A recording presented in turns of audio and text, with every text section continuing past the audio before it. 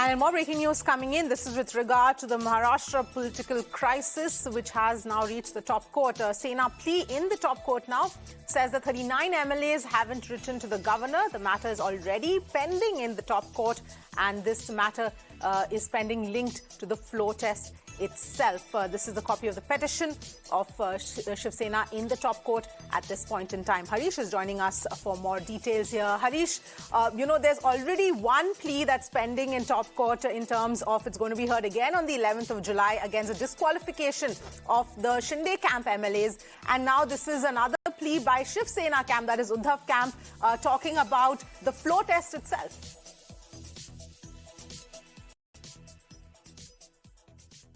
Yes, that's right. I will read out for the benefit of our viewers 10 key points raised by the Uddhav Sena faction, who have moved the Supreme Court today challenging the governor's order for floor test. Number one, it says that the governor's decision to call for a floor test is illegal, as he didn't take into account Deputy Speaker's disqualification notices to the MLAs, which is pending in the court. The issue of disqualification is directly connected / interlinked with the issue of the floor test. Governor should have shown deference to the pending proceedings before the court, which is seized of the issue relating to disqualification notices. Number two, the petition says that none of the 39 MLAs wrote to the governor withdrawing support to the MBA government. It is submitted that the communications are entirely based on media reports with no concrete material whatsoever. None of the 39 MLAs, it appears, have written to the governor.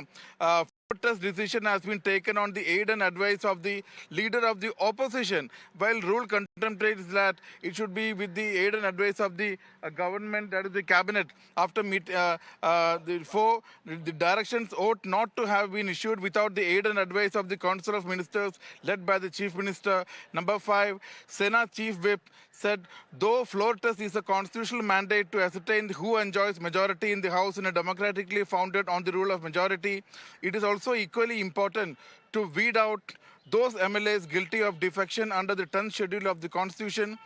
And an equally competent consideration under the 10th schedule is to identify those who are entitled to vote or be part of the assembly. So it means that a person who commits constitutional sin of defection loses his membership on the date of commission of sin of defection.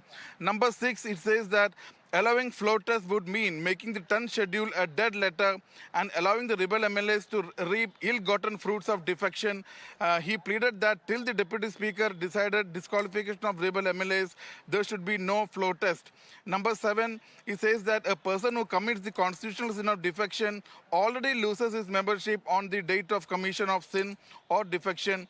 16 MLAs have already lost their membership on the day they voluntarily gave up the membership from Shiv Sena. So these are some of the very important grounds cited by the Uddhav camp in their petition challenging the governor's order for a floor test. And remember, even on the day, even on June 27, on the day when Justice Suryakant-led bench kept in abeyance the disqualification proceeding against the MLA still July 11th, Advocate Devdutt Kamath, who had appeared for the Maharashtra government, had even that day argued that if the Supreme Court is keeping on hold the disqualification proceeding, it should also keep on hold any move for a trust vote or a floor test. But the Supreme Court had said it could not pass any such order because it will be hypothetical, based on presumption and assumptions. And as of now, there is no floor test. And as and when it happens, if any side is